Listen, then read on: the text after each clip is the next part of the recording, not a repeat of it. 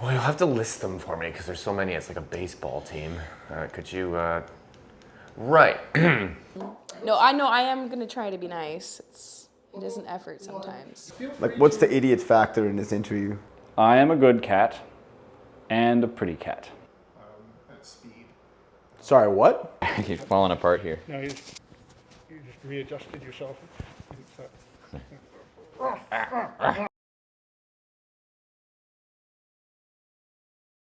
My name is Nick. I play guitar, electrical guitar, and sing in the Dreadnoughts. We are the men of when it's still. We are the men of the world tonight. So now we walk up and our field.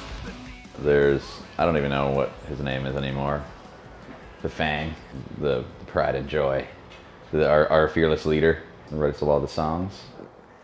Met him at a bar 12 years ago, discussed music, and yeah, I had a jam space and he did not.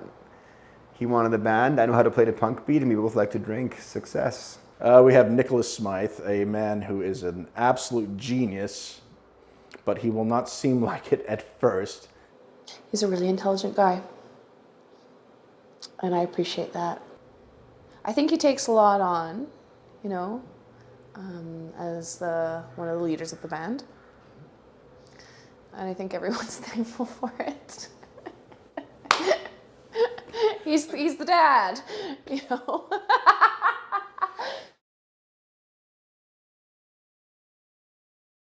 Stupid Swedish Bastard is a Swiss man. My name's Marco, I'm the stupid Swedish bastard in the Dreadnoughts. I've played drums since day one.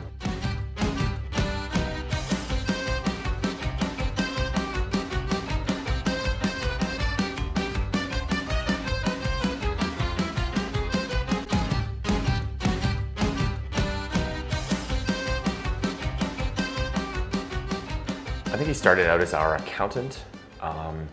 He was really good with spreadsheets and he had a van. And we thought, well, we'll take him on as an accountant. And of course, our original drummer died in the boating accidents. So we had to find someone else, and he just let us know that he could hit things with a certain regularity. And so we thought, well, it's time to bring him on board because he does both of those things. And the accountant thing has really worked out. Drumming, I don't know, I don't really listen to the music when we're playing it. Well, I mean, Marco's Marco. The guy can drum for 8 hours and drinks 20 beers and he's fine. And then he also, in the same moments, between takes, will be emailing people and getting us gigs everywhere and with his spreadsheets and, you know, doing his master's programs through fucking YouTube. He's not what you see is what you get, right? There's a lot more to Marco than that.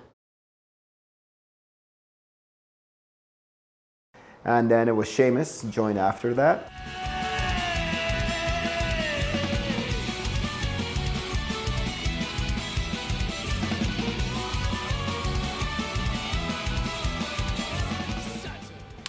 Seamus, oh my God.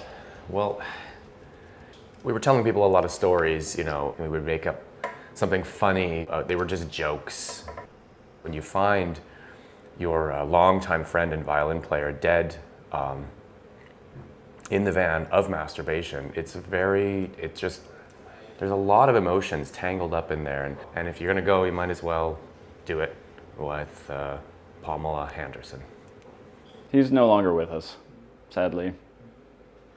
We had a little ritual in his memory on the highway, open up the van door, throw the accordion out the side of the door, and we all gathered around and had a tinkle into the accordion. Right, so Seamus, I believe last I heard, he was on a one-man trip up in the Yukon looking for a moose in a canoe and was never found. He died doing what he loved, and that's what I've heard anyways. Or just being in the woods, I guess. Communing with nature or something. Eventually getting eaten by some kind of wild animal, I've heard. Yeah. There's many rumors. Well, what I know to be true is that he's a multi-talented person with many lives.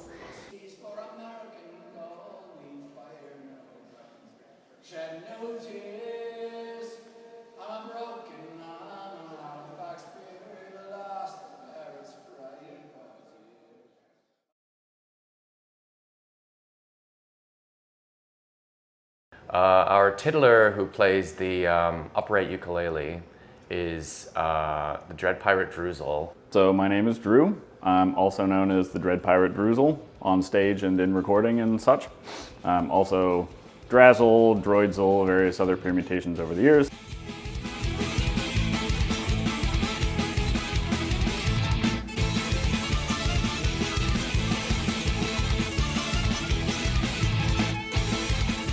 First time I met him, he was throat singing at the backstage lounge, and turns out that he can actually play the mando really well. My relationship with him is quite interesting because I went to elementary school with him. I took a year off, so around college we met up again. And he went from being this kind of sickly kid who I remember barfing at viewings of Beethoven, which, you know, the movie's not great, so I understand. Drew's one of my dearest friends. He's the first person I found to play music with in 10 years where we had that special connection. He is primarily playing mandolin. He plays tenor banjo as well. He plays tin whistle. He does tube and throat singing. When it comes to instruments, there's no stopping the Dread Pirate Drazil.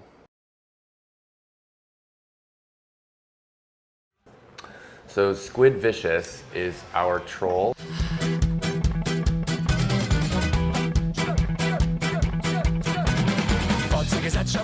He is a large and in-charge man. Hey there, my name's Andrew Hay. They call me Squid Vicious. I play the bass. Get hyped.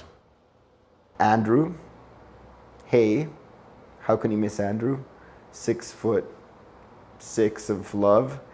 And he was just a super fan. First time I met him, I actually jumped out in the crowd. He caught me and my crotch was around his face. He thought this can go two ways. I can break his back or I can be nice and hope to join the band. And thankfully he did not break my back. I can still play drums and he's been in the band since early 2009. You could be easily intimidated by the man, and you should be. If you're doing shitty things and he's coming after you, watch out. But also, he'd make sure I got home safe and everything was cool. Teagan is a recent addition. The goddess on the fiddle, Brumley Vanger Snitch.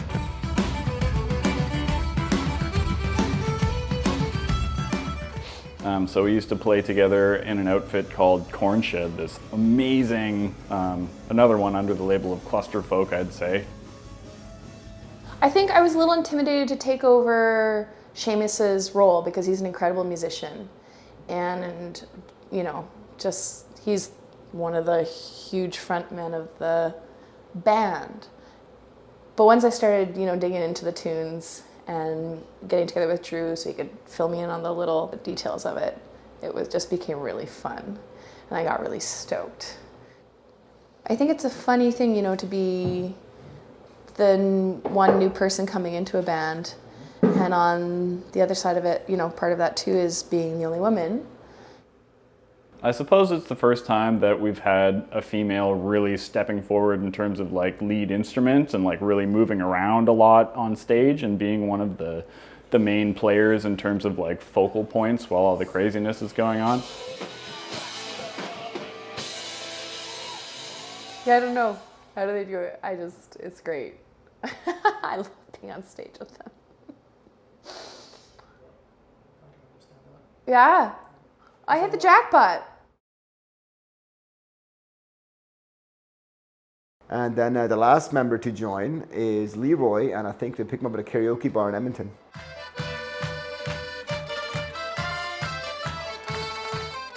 That's Leroy, Slow Ride McBride.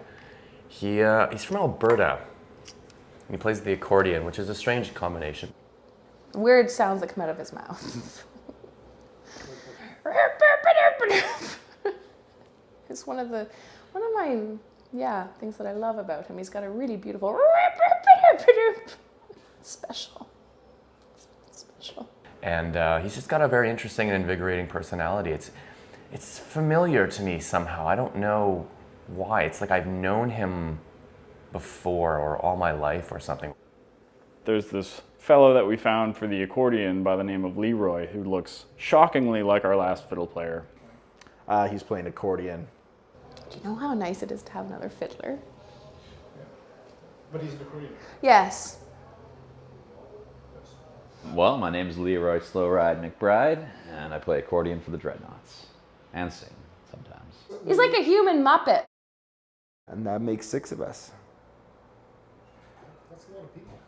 It is. I was always like, Nirvana had a good idea. 3 people, less travel. Japanroids, 2 people, brilliant. You better get along though.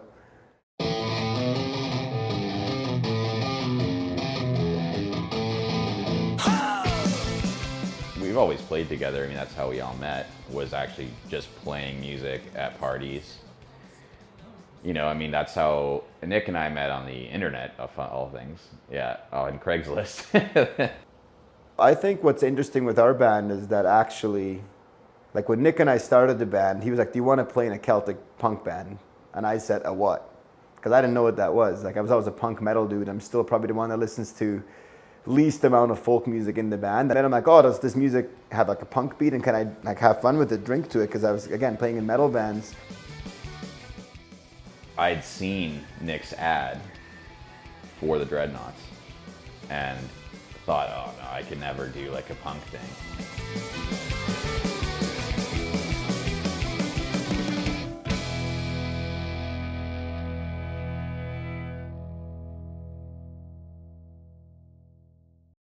It's a damn tough life full of toil and strife we whalermen undergo. And we don't give So the first record, Legends Never Die, was just a young band who knew they were making a decent sound and who were listening to the big sort of bands at the time. Yeah, Legends Never Die. Pretty much, I think Nick had already written the majority of the songs for that when he decided to sort of put the band together. It was me in a lot of ways working my way out of my Irish phase. Grew up on the Pogues, for example, and was really just, for most of my young adulthood, trying to play that kind of music, the sort of jigs and reels and drinking songs, et cetera, et cetera. I mean, we made Legends Never Die for $900 in today's money. I think it's a pretty honest rendition of what we sounded like at that time.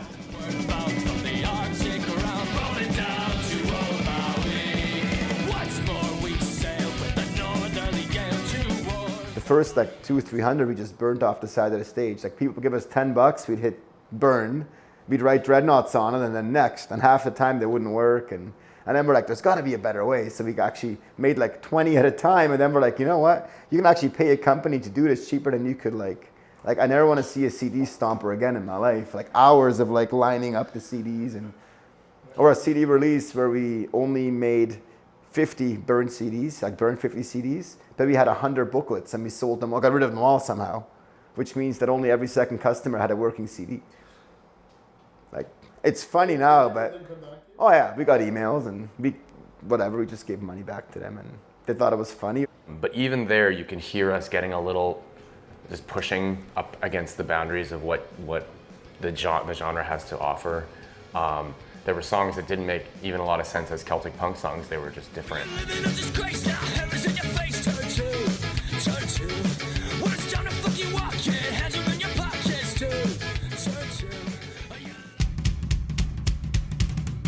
We surprised ourselves, I think, in terms of how much fun we were having with the project, and we recognized that people's musical interests and capacities probably went beyond just diddly diddly dee, let's get drunk. Very quickly we realized we can do a lot more. We wanted to do a lot more. Our musicians all loved different stuff, and touring actually is what really solidified the change for us, because we started to tour, went in the van, and we would all bring in different CDs at the time, because this is 2008, and the range of stuff that we were listening to. I mean, Drew would bring in Mongolian throat singing, and I would bring in sea shanties and polkas.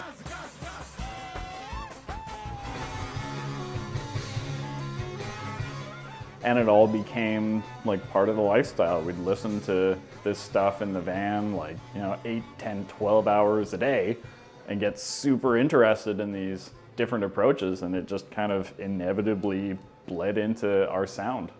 And the last thing we listened to is punk music. It was like, punk is easy, punk is 1, 2, 3, 4. What are you gonna do with it? And really all the resulting 3 albums have been is just us expanding into those fun sounds that we were listening to in the van.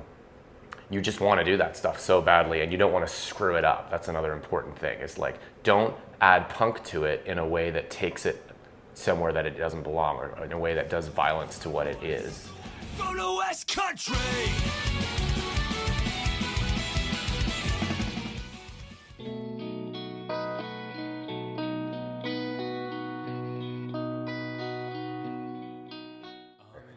Yeah. So for Victory Square, we were now doing a lot of our own show promotion, and we had gotten this record label.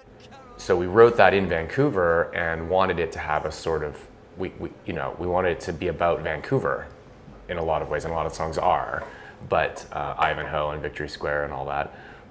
But we were already pushing and saying, but let's get out into the world and see what the world has to offer us, by which we mean Western Europe and and England, and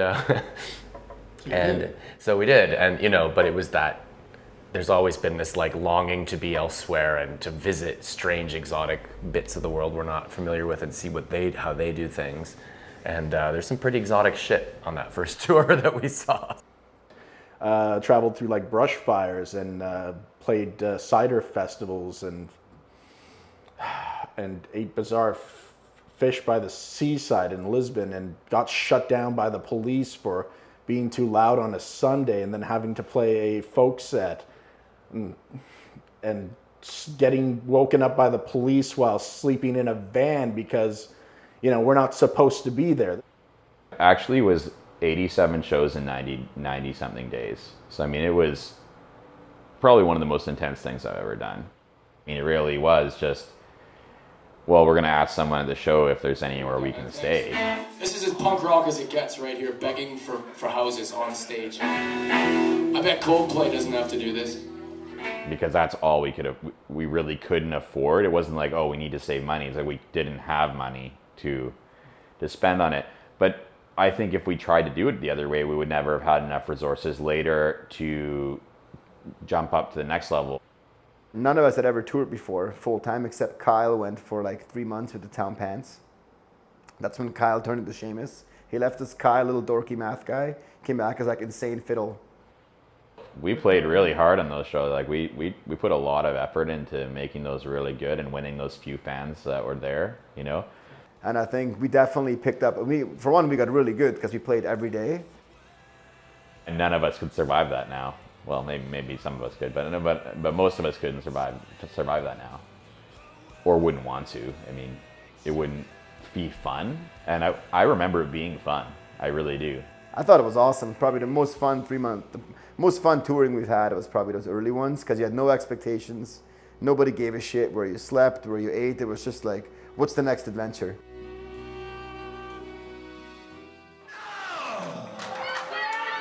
In 100 years, there will be no emo music. In 100 years, there will be no screamo music. But in 1,000 years, there will be polka!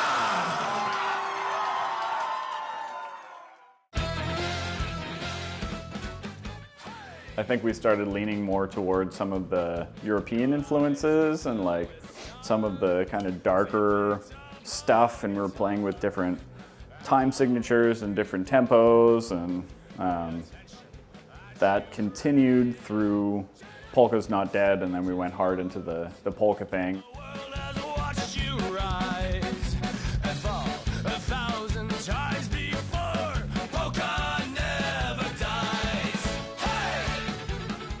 We took it all in and spat out the next record, Polka Is Not Dead.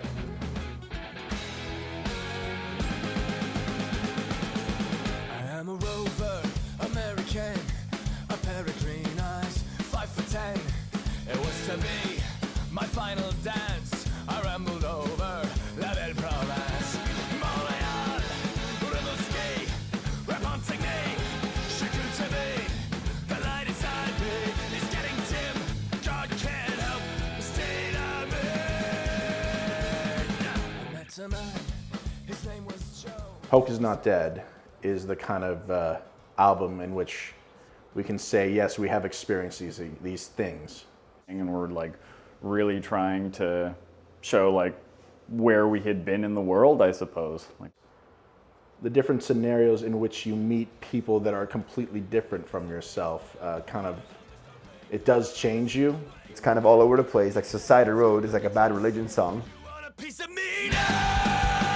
I am the cider cake, I am the whiskey whore, I am everything, and here we go. And then even like Gentleman's Club. That one was just a joke on tour initially because we wanted to get more booze. And so Nick just made up this game that if you buy 2 shots of gin and you go 1, 2, 3, Gentleman's Club, and you give 1 to us and you drink the shot, now you're in this imaginary Gentleman's Club. And it can't believe it worked. The Polish experience was insane, you know, getting to see how those people live, and the differences in their culture really helped us to write that album too. So it was just like a slow broadening process where, holy shit, there's a whole world out there. Let's get out there and see if we can't write about it. When we went to Poland for the first time, it's probably when we felt like some kind of weird outer space rock star. You land there and everyone thinks you're a god for some reason, like a mistaken identity.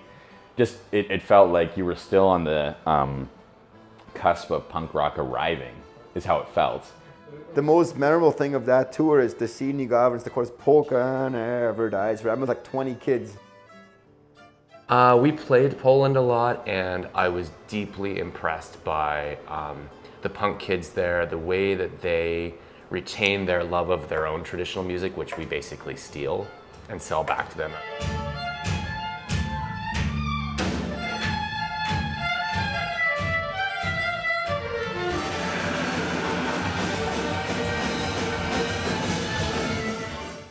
Gigs for us were always great, so I always remember them very fondly.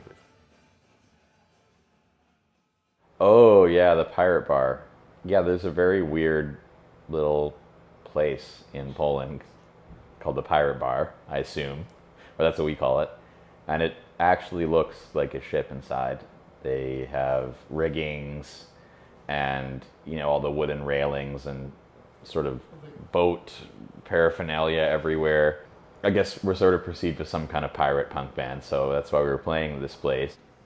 We were 2 songs into our set at this bar in Łódź, which had netting suspended at the top of it because they were going for a piratey theme and they thought getting a piratey band in was going to be a good idea. False.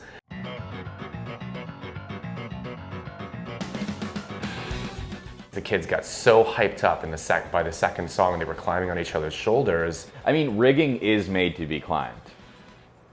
So, But it's installed properly. yeah, I'm not saying that rigging, but I think you're kind of in a bar holding punk shows and serving potentially not legally of age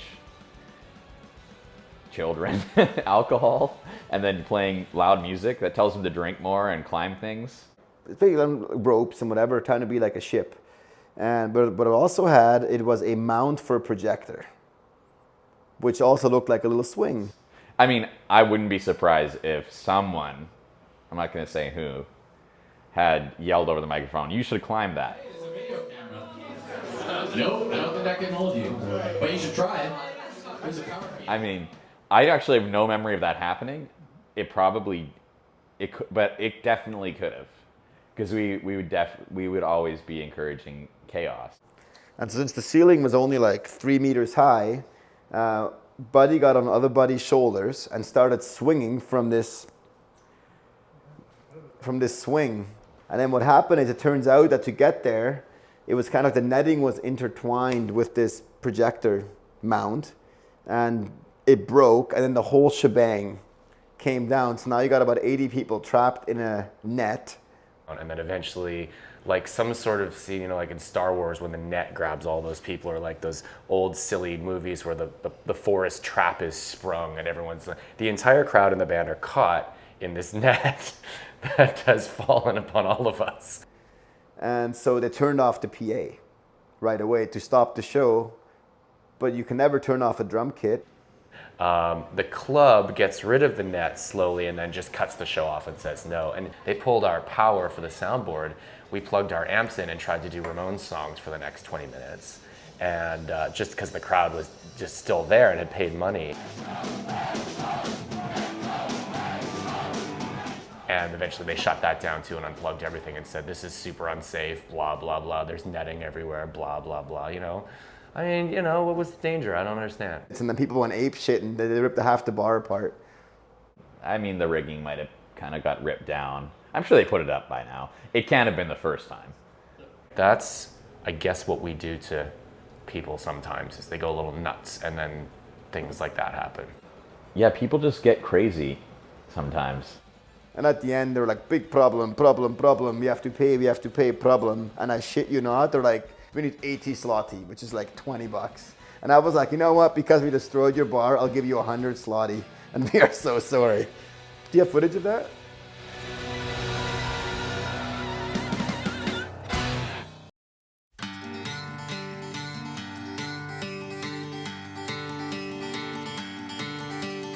Most of the Dreadnought songs are arranged collectively or to a degree,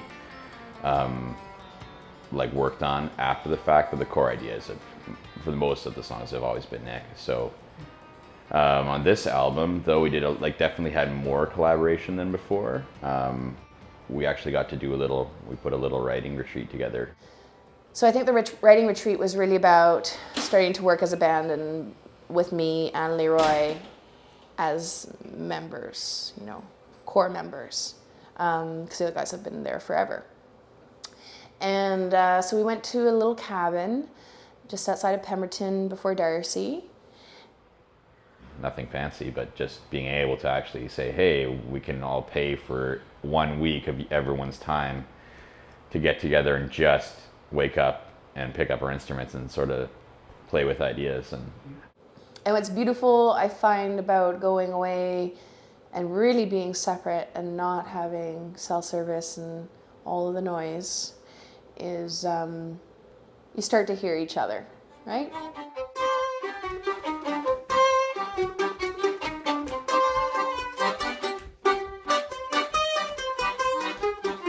You have the freedom to allow things to occur spontaneously and to be creative instead of like, oh, you know, here's this song in a zip file and I need you to figure out your parts and I need you to send that. Like, that can be workable, but it's certainly not the same as sitting down together and letting it happen.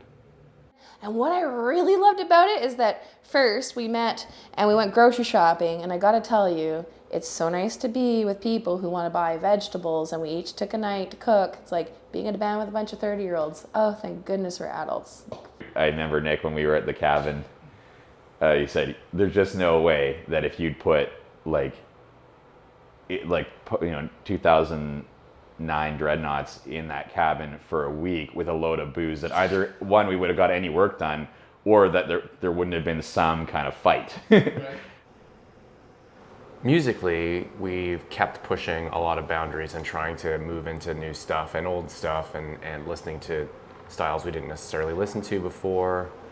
In particular, I fell in love with Queen and with Freddie Mercury's ability to make songs that just are sprawling landscapes of sound, and I was always thinking we should try and get a little more complexity into the sound without losing the punk thing. I think the complexity level's pretty high. It still has those sort of punchy, sort of pop punk songs in there as well, but there's definitely a lot more variation. So it's really technically more challenging and more interesting, I think, than anything we've done before. A lot of the same styles are there. There's a polka.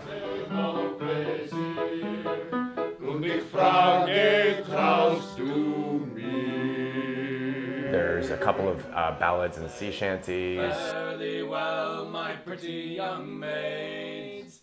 We're bound for the Bay of Silver.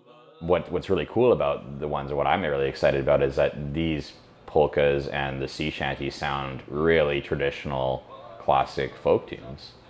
But they're not. They're all written by Nick. Those are all the verses I have, and then I was just thinking of repeating. I had to ask him when he sent me the demo, is that a trad? I can't tell. There's a lot of street punk, just straight up, just punk songs. We've always done those, obviously. So yeah, just kind of like pan-European for the most part, and even like some Americana and like some old country stuff, and like I don't think we really limit ourselves. We just listen to a whole bunch of different stuff and it all amalgamates, and it all sounds like the Dreadnoughts, I would say, even though we are kind of branching out a little farther than we have before. I hear a lot more of the music that Nick really, really likes that isn't folk punk music and folk music. We have guitar minis for the first time. Like, guitar solos are quite unusual for us. We got harmonized guitar solos that are pretty tasty. I personally think we're trying to expand people's listening scope, not just copy what they already like and try to reprint it. But like you say, they won't necessarily know what they're listening to at first, but it'll all come back. Yeah, I think there'll be some tracks of people just maybe too outside of their realm, but maybe not, right? And violating expectations is what punk rock is supposed to be about, so.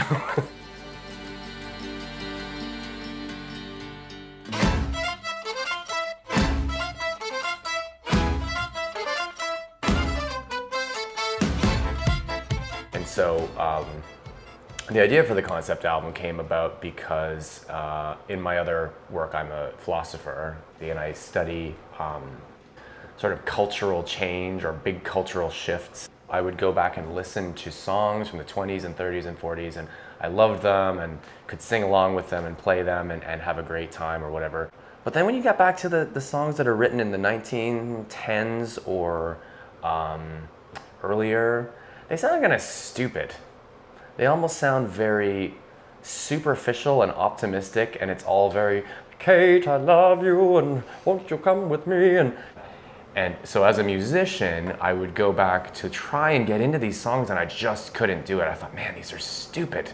I can't do it. It's what's blocking me from understanding why you would want to listen to a song like that? And then as a philosopher, I started to realize that culture had a lot of confidence and just vitality, and was very, even, poor, rich, middle class, everybody sort of thought our culture is going somewhere. We are, up and up some more.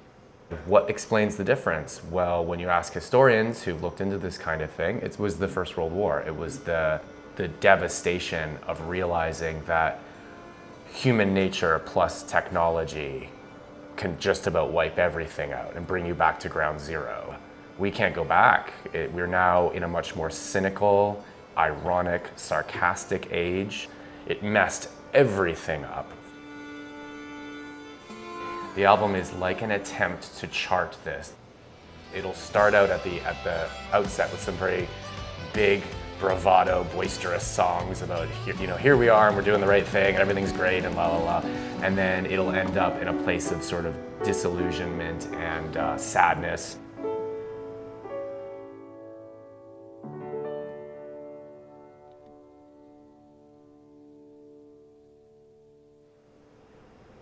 By comparison with cider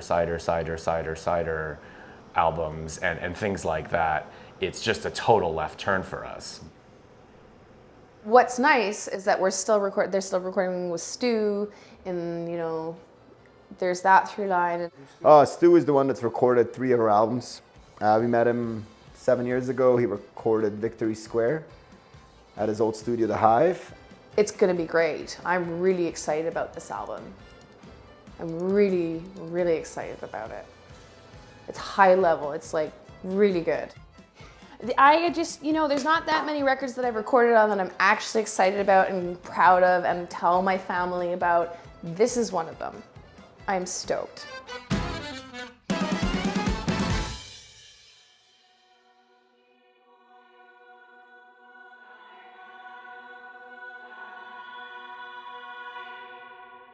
Hello, my dear old friend. Good to see your face again. How is your little cell? I think the hiatus, it was a hiatus, but we never completely killed it. There was at least one show on the horizon, right? I mean, I fought very hard for that personally. But I think definitely I would say the hiatus is over. There's people in Vancouver who are probably going to see a lot more of us because it's easy for us to play shows in Vancouver, and we have been doing more of that. We love playing in England, and we'll probably see more of our friends over there. But to be honest, this whole touring relentlessly to boost whatever album sales or whatever is just not, it kills the music for you. And I think it just about killed us as a band. Several of us, myself included, were ready to just say never again. I think it's always going to be part of our lives. It's just at that time when we did it full time, we did made a decision to do it as our life. I think we're happy where we get to do this and have these amazing opportunities, but not be a full-time, that's the only thing you can do in your life. That's why I personally took time off the band, was that it can be so disruptive. So what we've now found is a balance where you play 15, 16 shows a year maybe, you scatter them as much as you can. You know, I love playing in front of thousands of people. Oh my God, what a high, it's great. But I'm my happiest just hanging out and playing music. So for what I hope for myself, I hope I continue playing with these people and in an intimate way and in a way that's playful. I'm loving being with the guys again and with Wormley again, yeah. And I think that's what our job is now. Our job isn't to be the sort of relentless touring band. It's to like take what we've done and have fun with it and keep it as something that we can enjoy for hopefully the rest of our lives.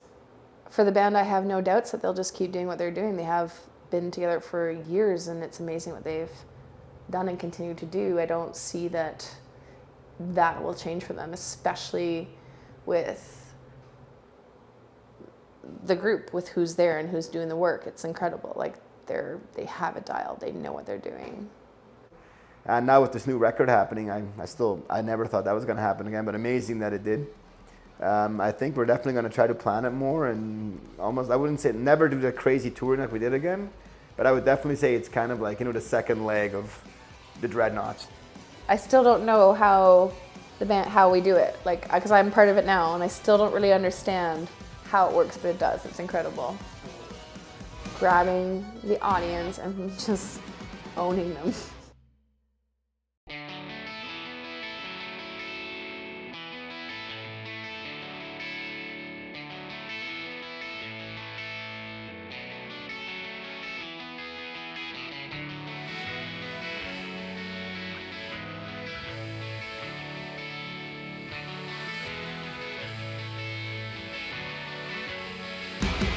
We are the men of